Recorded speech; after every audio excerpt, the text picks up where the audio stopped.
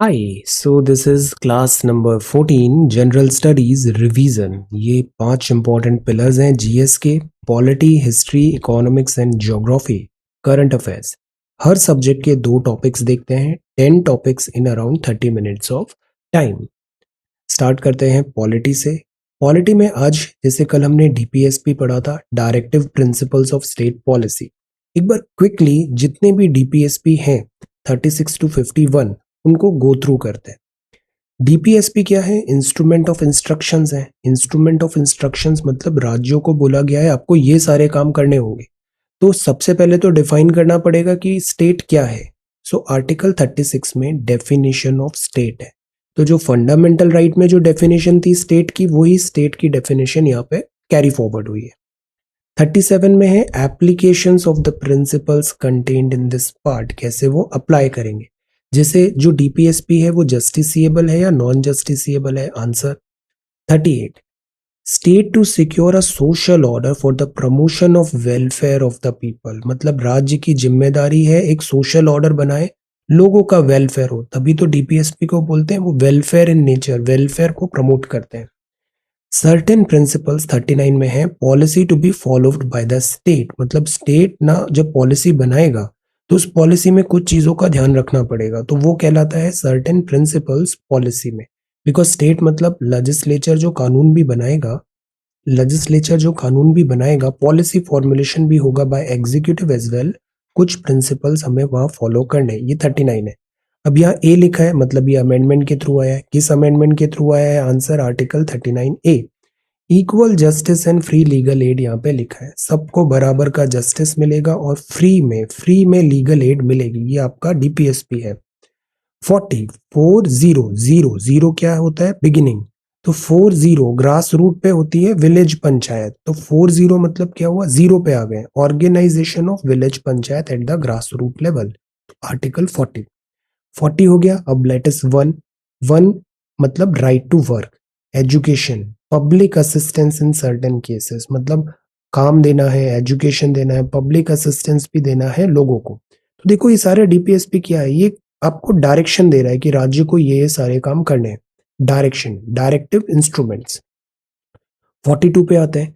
अब वर्क तो हो गया, अब वर्क के बाद जस्ट एंड ह्यूमैन कंडीशंस भी तो वर्क में होनी चाहिए। तो देखो सारे आर्टिकल्स ना बड़े लॉजिकली डिफाइंड है, वन बाय वन, जैसे अपन ने मैस्लोव मॉडल पढ़ा था, वन बाय वन वो चीजें यहाँ पे आती है, लॉजिकली है।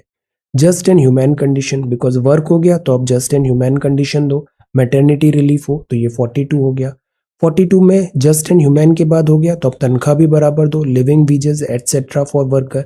43A ये बाद में आएगा, बी बाद में आएगा, किस अमेंडमेंट के थ्रू आएगा बताइए। तो 43A क्या होता है?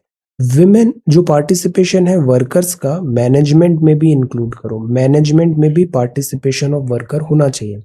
फिर बी में क्या आता है? कोऑपरेटिव सोसाइटीज आ जाती है, कोऑपरेटिव का अभी एक और अमेंडमेंट भी आया है। 44 दोनों बराबर है तो यूनिफॉर्म सिविल कोड मतलब सारे सिटीजन बराबर है। 44 equality, 44 uniform civil code. 45 uniform civil code हो गया। तो अब प्रोविजन है early childhood care, education to children below the age of 6 year, 6 साल के कम बच्चों को एजुकेशन वगैरह 45 में। 46 में अब आ जाता है, अब बच्चों की बात हो गई, अब है education economic interest of schedule caste, schedule tribe and other weaker section. तो यहाँ पर भी स्टेट को वेलफेयर मॉडल अपनाना है, इन सब चीजों को इंश्योर कराना है। 46। अब 47 पे आते हैं, duty of the state to raise the level of nutrition, malnutrition वगैरह हम देखते हैं ना, इससे लेवल बढ़ाओ, स्टैंडर्ड ऑफ लिविंग बढ़ाओ, इंप्रूव करो पब्लिक हेल्थ, तो ये 47 हो गया। 48 में एग्रीकल्चर और एनिमल हस्बेंड्री, एग्रीकल्चर और एनिमल हस्बेंड्री 48 ए आ गया। किस अमेंडमेंट में है आप बताओ? 48A क्या है? इंप्रूवमेंट ऑफ एनवायरनमेंट, तो यस एनवायरनमेंट इंप्रूव करना भी डीपीएसपी है, forest and wild life safeguard करना भी डीपीएसपी है, तो दिस इज 48A।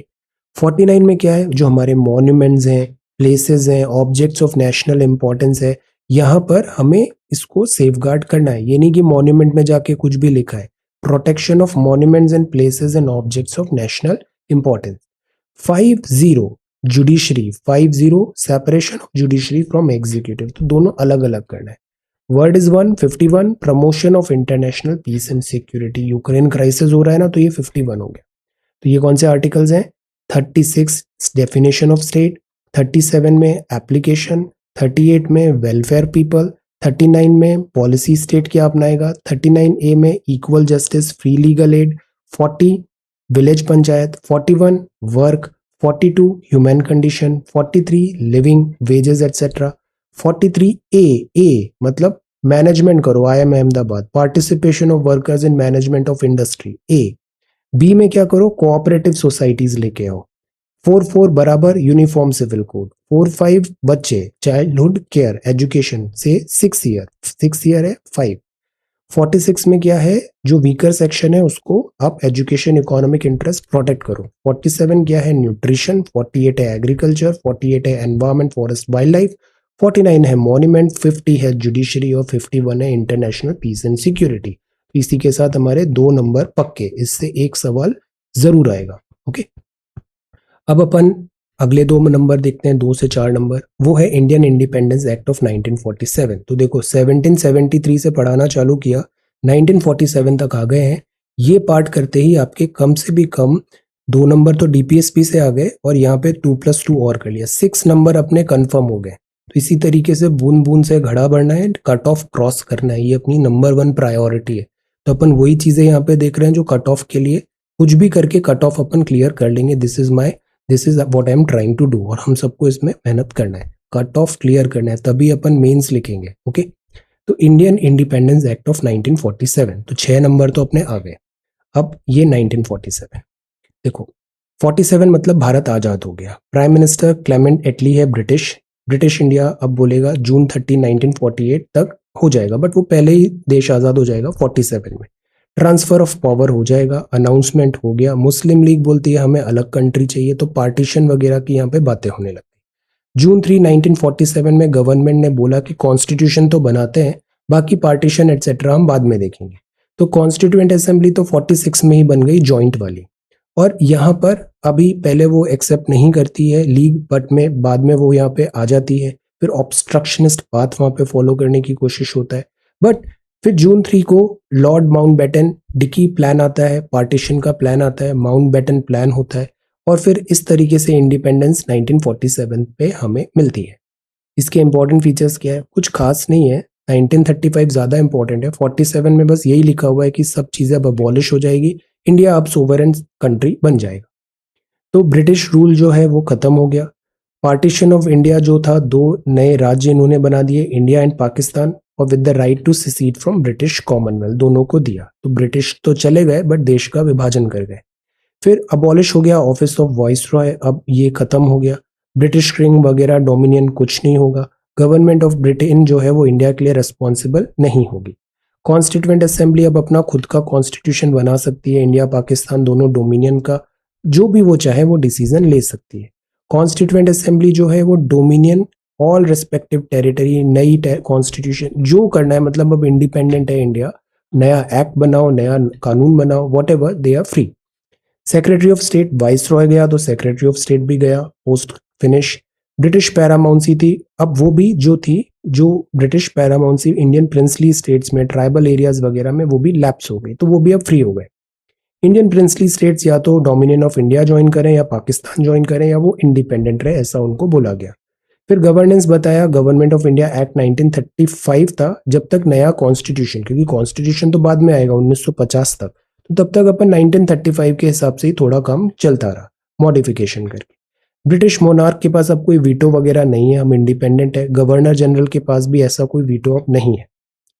तो दिस इज देयर, पहले जो था वो अब नहीं होगा। गवर्नर जनरल वुड हैव, अच्छा एक और चीज है, जो पहले जो गवर्नर जनरल थे ना, जैसे लॉर्ड माउंटबेटन कुछ टाइम तक कंटिन्यू करेंगे, फिर एक इंडियन गवर्नर जनरल बनेंगे, इंडियन गवर्नर जनरल, उनका नाम क्या है आप बताओ। वो इंडियन है बट गवर्नर जनरल।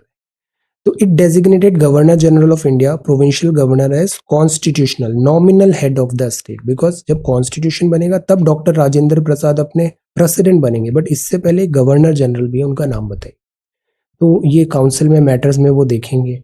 फिर एम्परर ऑफ इंडिया का टाइटल हटा दिया किंग ऑफ इंग्लैंड से। सिविल सर्विसेज वगैरह जो थी, इसको भी discontinued, the appointment of this civil services secretary वगैरह। बट फिर क्या होगा, जो सिविल सर्वेंट्स थे उस टाइम पे, उनको जो ब्रिटिश वाला लेगेसी चल रहा था उसको फिर इंडियन वर्जन के अकॉर्डिंगली कंटिन्यू करने का प्रोविजन देंगे उन्हें। तो इस एक्ट में कुछ बहुत नई चीजें नहीं है, बस यही है जो ब्रिटिश शासन चल रहा था वो अब दी एंड, दैट्स ऑल 1947। तो देखो ये हमने पूरा पढ़ लिया है 1773 से लेके वन बाय वन हमने 1947, कितना एफिशिएंटली अपन पढ़ रहे हैं। बट अब आपको भी मैच करना पड़ेगा, एफर्ट्स थोड़ा मेहनत करना पड़ेगा। आप देखो बहुत जल्दी मार्च अप्रैल में ही अपन सारी चीजें कवर कर लेंगे और फिर मई के टाइम पे अपन फुल लेंथ टेस्ट लगाएंगे। This is a very good plan, but the plan is you have to execute, आपको मेहनत करनी पड़ेगी। अब जैसे कल कल अपन ने पढ़ा अपन ने ज्योग्राफी पढ़ा, फिजियोग्राफी ऑफ इंडिया। एक जो अपन इसको अपन वन बाय वन सारे रीजन्स भी देख लेते हैं इंडिया के स्टार्टिंग से। पहले अपन इंडियन ज्योग्राफी करते हैं, ज्यादा हाई यील्डिंग है। उसके बाद फिजिकल ज्योग्राफी भी इसी तरीके से इस 1.5 महीने में पूरा करवा दूंगा। So great plains of north India क्या है, इसको इंडस गंगा, इस पे तो हमने आंसर राइटिंग भी किया है, हमें सब पता है। गंगा रिवर सिस्टम 3200 किलोमीटर का है और वेरी विड्थ है 150 से 300 किलोमीटर तक। एक प्लेन है पूरा, सब सपाट जमीन है, फ्लैट है। तो ये प्लिस्टोसीन होलोसीन पीरियड के टाइम से बना, नियोजोइक क्वाटरनरी इरा, ये नाम याद नहीं होते, इट्स परफेक्टली फाइन। ऐसा कुछ इससे डायरेक्ट इतना रेलेवेंस आता भी नहीं है, आता भी है तो हम दूसरे क्वेश्चंस पे भी फोकस कर सकते हैं। दी आइडिया इज सबसे पहले लो हैंगिंग फ्रूट्स देखने चाहिए, सबसे पहले कट ऑफ क्लियर करना चाहिए और वही प्रायोरिटी होनी चाहिए। ओके, पहले बेसिक्स हम सारे देख लेते हैं। तो ये रीसेंट ज्योग्राफिकल यूनिट है, प्लेन है ना। टेथिस सी एक बीच में होता था, narrow shallow body. Indian plate ने हिट किया इंडो ऑस्ट्रेलियन प्लेट ने यूरोपियन प्लेट को, डिपोजिशंस थे वो फ्लैट होने लग गए, अपना हिमालय बन गया। हिमालय से पेनिनसुलर रिवर्स सेडिमेंट्स वगैरह ला रही है, हिमालयन रिवर्स भी ला रही है और धीरे धीरे ऐसे करके प्लेन बन गया। ये जियोमॉर्फोलॉजी। तो अंबाला से वाटर डिवाइड आता है, हमने एनसीईआरटी में एक वाटर डिवाइड भी पढ़ा था इस तरीके का। इधर की चीजें इस साइड बे ऑफ बंगाल जा रही है और इधर की अरेबियन सी जा रही है, बीच में एक रिफ्ट वैली है गंगा और दिस ताप्ती के लिए। तो इस तरीके से दो साइड में ऐसे डिवीजन हो जाता है, कुछ चली जाती है बे ऑफ बंगाल, कुछ चली जाती है अरेबियन सी। तो ये चीज एक्चुअली जो प्लेन है ना, अब वो इसलिए भी फर्टाइल होता है बिकॉज ऑफ से गैंगेटिक रिवर इतना ज्यादा ऊपर से इरोजन करके ला रही है मिट्टी को, और जैसे जैसे रिवर प्लेन में आती है उसका पोटेंशियल ग्रेडियंट जो है, स्लोप है, वो कम होता है और फिर वो फोर्स नहीं रहता, तो वो ग्रेडियंट जो सॉइल लेके आई है ना उसको कैरी नहीं कर पाती, तो मिट्टी उसको अपने बैंक्स में थ्रो करने लग जाती है और उससे बनते हैं ये सारे रीजन, भाबर, तराई, खादर, भांगर। तो भाबर क्या है, भाबर मतलब just below the Shivalik, Himalaya and हुआ उसके किनारे किनारे नीचे नीचे जो शैलो फुटहिल है उसको शिवालिक बोलते हैं, भाबर। तो इंडस टू तीस्ता ये बिना ब्रेक के एक पूरा एक रीजन है, 8 से 16 नैरो होता है। इसमें स्टोन्स हैं, पेबल्स है, ऊपर से स्ट्रीम आ रही है तो इसमें खो जाती है, तो this is Bhabar region. Bhabar के बाद आता है तराई, ये साउथ ऑफ द भाबर में है। इधर जो स्टीम होती है वो वापस री इमर्ज होती है, वापस पानी निकल के आता है नदी का, और फिर इससे क्या होता है, बहुत ज्यादा मार्शी एरिया होता है, पानी पानी दलदल टाइप का एरिया होता है, तो इसको तराई रीजन बोलते हैं। ये बड़ा बायोलॉजिकली एक्टिव एरिया होता है, बहुत हाई डाइवर्सिटी होती है। खादर, नाम में ही क्या लिखा है, खादर, तो न्यू अलुवियम होती है, तो न्यू अलुवियम खादर होती है। या न्यू अलुवियम जैसे बाढ़ वगैरह आ रहा है, नई मिट्टी आ रही है, एक लेयर बन गई, तो उसको खादर बोलते हैं। Usually delta region towards the mature और ओल्ड स्टेज पे ज्यादा नजर आता है खादर। इंडिया बांग्लादेश में खादर रीजन है। भांगड़ क्या होता है, ये थोड़ा हायर पार्ट होता है, या न्यू अलुवियम नहीं होती, यहाँ पे ओल्ड अलुवियम होती है। तो हमने भांगर पढ़ा, ओल्ड अलुवियम, खादर पढ़ा, न्यू अलुवियम, तराई रीजन पढ़ा, reemergence of stream, Bhabar region पढ़ा जिसमें पत्थर बोल्डर है और स्ट्रीम खत्म हो रही है, फुट हिल ऑफ शिवालिक। और ये ग्रेट प्लेन है, this is Indus Ganga Brahmaputra plain. हमने इंडस रिवर पढ़ लिया है, हमने गंगा रिवर पढ़ लिया है, हमने आज डेकन भी कर लिया, अब कल अपन पढ़ेंगे दिस ब्रह्मपुत्र। ये जो डिफरेंस है भांगर और खादर में हम ये भी देख सकते हैं, ये भांगर है ओल्ड अलुवियम है, खादर न्यू अलुवियम है। ये इसमें अब ओल्ड है तो इसमें कैलकरस, कंकड़, पत्थर ये ज्यादा नजर आते हैं। खादर में उपजाऊ जमीन ज्यादा होती है, फाइन पार्टिकल्स आते हैं यहाँ पे, क्ले सॉइल फर्टाइल ज्यादा है, तो इसको भांगड़ और इसको खादर बोलते हैं। एक डोआब रीजन भी होता है, व्हाट इज डोआब? डोआब एक ट्रैक्ट है लैंड का, lying between two converging confluent river, मतलब एक रिवर ये है, एक रिवर ये है, बीच का जो एरिया है दैट इज डोआब। तो ये जो डोआब है बड़ा फर्टाइल एरिया होता है, तो इसीलिए जैसे छज डोआब है तो इधर क्या हुआ, चेनाब और दिस झेलम। रेचना डोआब है, चेनाब और रावी। बारी डोआब है, तो रिवर के दो नाम शुरू के ले लिए, RABE, और ये बारी डोआब।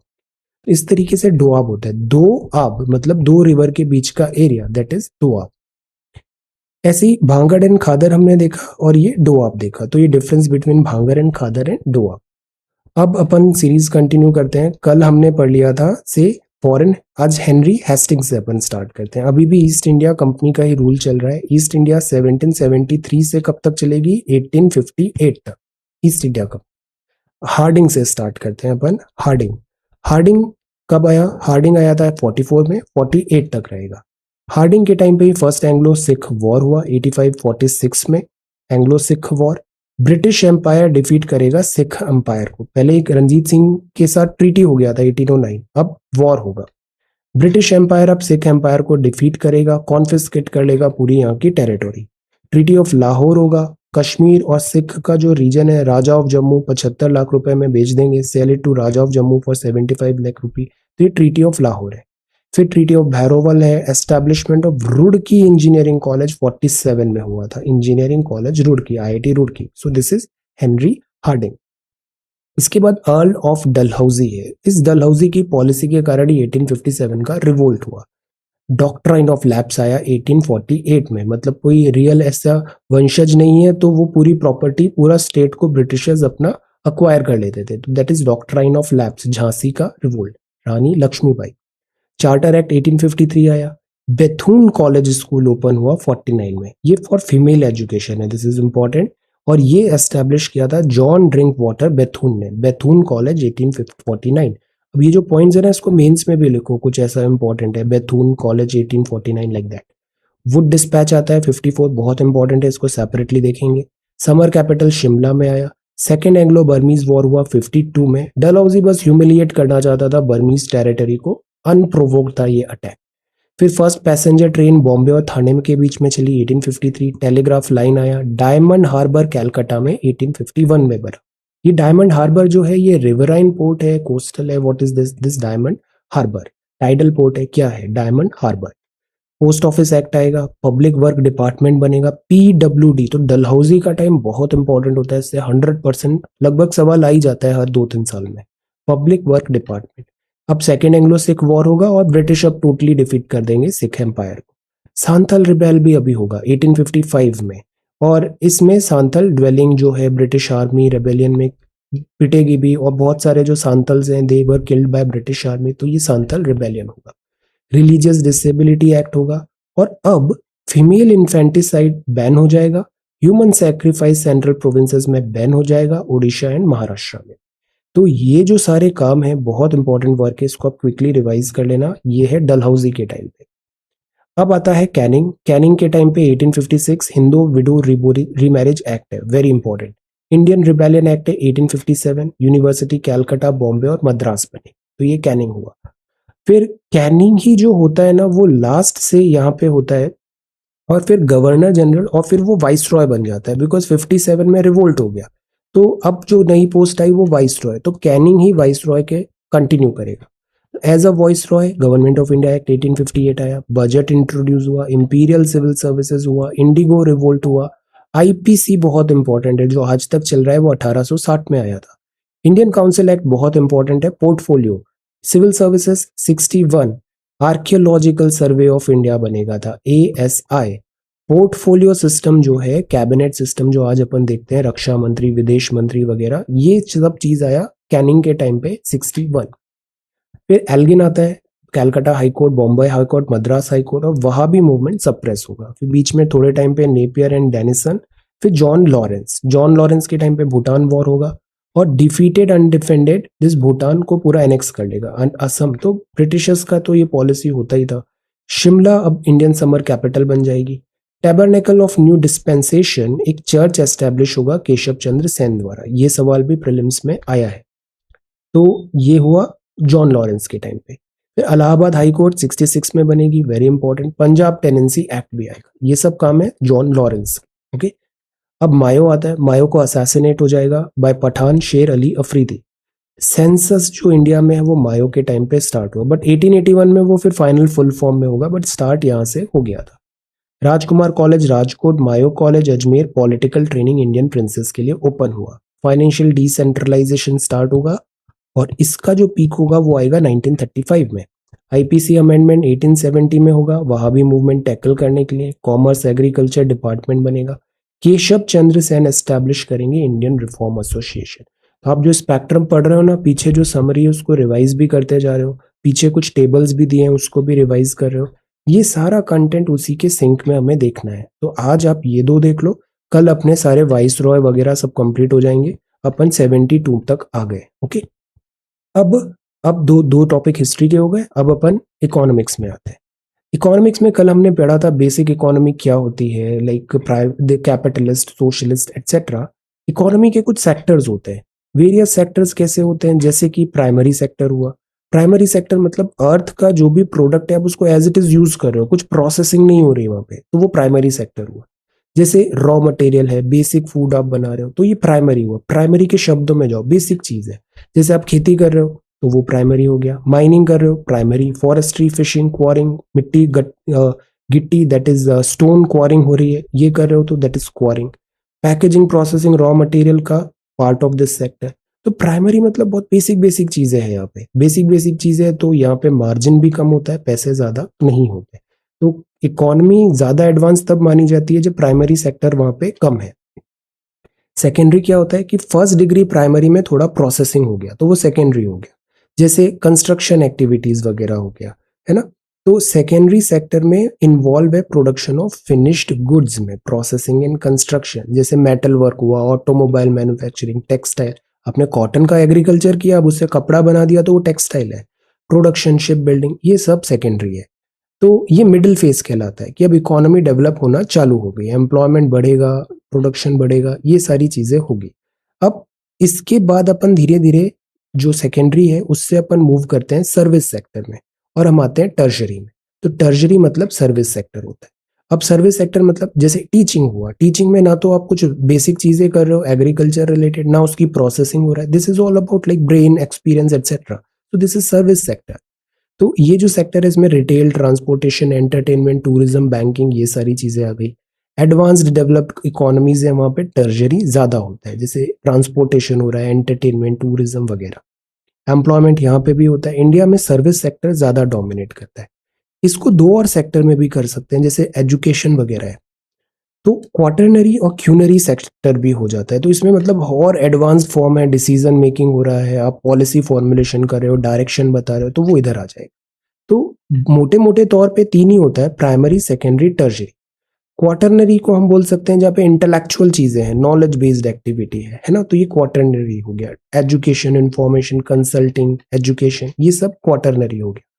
Quinary sector highest level of decision making हो जाता है। टॉप ऑफिशियल्स हैं, यूनिवर्सिटीज जो पॉलिसी बना रहे हैं इस दिशा में आगे बढ़ना है, तो वो क्यूनरी हो जाता है।